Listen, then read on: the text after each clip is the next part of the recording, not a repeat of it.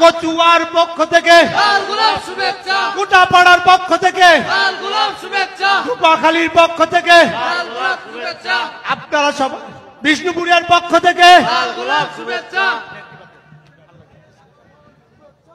বিসমিল্লাহির রহমানির রহিম। আজকের এই সভার সম্মানিত সভাপতি বিলায়েত হোসেন ডিগ্রি কলেজের সুযোগ্য অধ্যক্ষ, ওকে আন্তরিক অভিনন্দন জানাই। আমাকে আজকে আসতে আহ্বান জানিয়ে বা এইভাবে আপনারা আমাকে ভালোবাসেন। এই রৌদ্রের মধ্যে আমি ৩-৪ ঘন্টা পরে আসছি, তারপরও আপনারা ধৈর্য ধরে বসে আছেন। এই জন্য আমার অন্তরের অন্তঃস্থল থেকে আপনাদের সবাইকে ধন্যবাদ জানাই। সবাইকে ধন্যবাদ জানাই। আপনারা জানেন যে আমি গত 18 বছর ধরে বাগেরহাটে আসিনি। 18 বছর, কেউ বলছে জায়গায় 14 বছর 15 বছর, আমি 18 বছর ধরে বাগেরহাটে আসি না।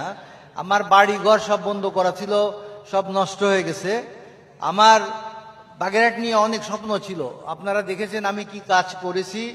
বিগত বিএনপি সরকার যখন ক্ষমতায় ছিল তখন আমি কিভাবে কাজ করেছি। কিন্তু আমি নিজে একজন ইন্ডাস্ট্রিয়ালিস্ট, অনেকগুলো ইন্ডাস্ট্রি চালাই, এতে অনেক টাকা বেতন আসে। সরকার কোনো রকম যদি ত্রুটি পায় তাহলে আমাকে যে কোনো টাইমে আটকায়া দিবে এবং আমাকে জেলে দিতে হবে, এছাড়া কোনো পথ ছিল না। তাই আমি রাজনীতি থেকে একটু দূরে ছিলাম। যে এই স্বৈরাচার সরকারের আমলে আমি রাজনীতি করতে আসলে ওই যে মোল্লারহাটের একটা কেস ছিল না, আপনারা জানেন শেখ হেলালের জনসভায় একটা বোম বাস্ট হয়েছিল, তাতে আমাকে 1 নম্বর আসামি করা হয়েছিল। তা সেই আসামিতে তারা চেষ্টা করছিল যে আমাকে কিভাবে ফাঁসি দিবে।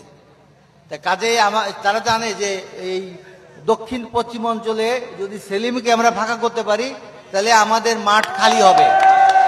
কিন্তু আমিও একটু চুপ করে গেলাম। আমি নিজে ম্যাডামকে বললাম, বলে আমি দল থেকে শুধুমাত্র বিএনপি জেলা সভাপতি পদ থেকে আমি রিজাইন করছি, কিন্তু বিএনপি থেকে আমি রিজাইন করিনি, বিএনপি সভাপতি পদ থেকে। কিন্তু এগুলো যারা না বোঝে, বোকা, তারা অনেক কথা বলে। আমি বলেই চুপচাপ ছিলাম এবং আমি আমার ব্যবসা চালাইছি। আমার ব্যবসা অনেক উন্নতি করছি, যে গত 15-16 বছরে আল্লাহ আমাকে অনেক রহম করছে।